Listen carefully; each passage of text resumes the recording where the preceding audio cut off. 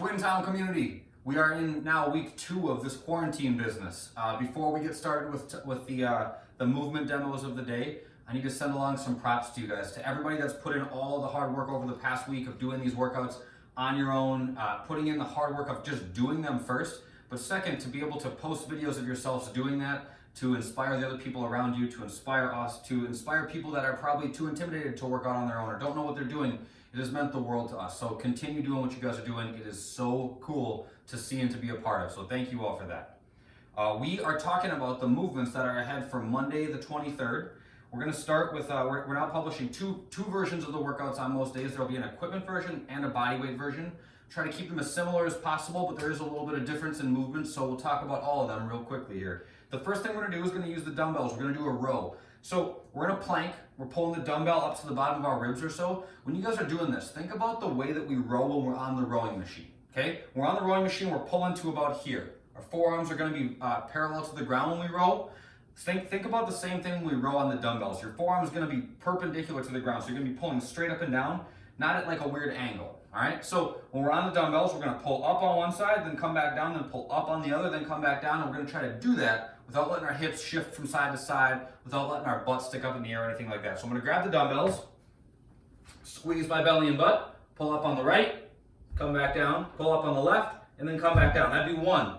We're going all the way up to 11. Kind of a lot of these things. Keep that technique tight, keep your back flat, belly locked up, glutes flexed, all that good stuff we're always talking about. The second movement we're gonna do is a V-up. So I'm gonna lay on my back, I'm gonna put my legs straight out in front of me, I'm gonna go arms up overhead, and I'm gonna come up.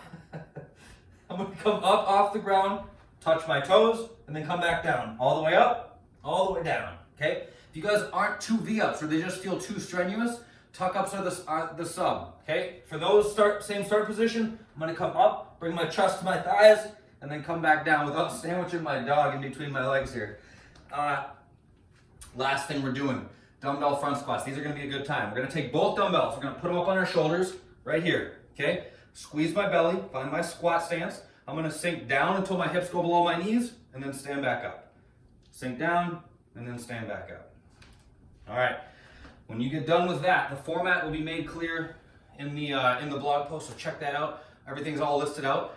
When you get done with your 3 rounds, okay, we're gonna move on to some dumbbell goblet step up. So I'm gonna hold the dumbbell right here in the goblet position, okay? I'm gonna step up onto something that's roughly knee height. That's what I'm going for, just kind of roughly here.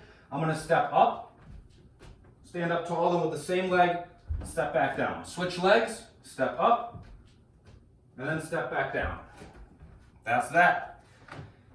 For the bodyweight version, check out the quantities that are ahead.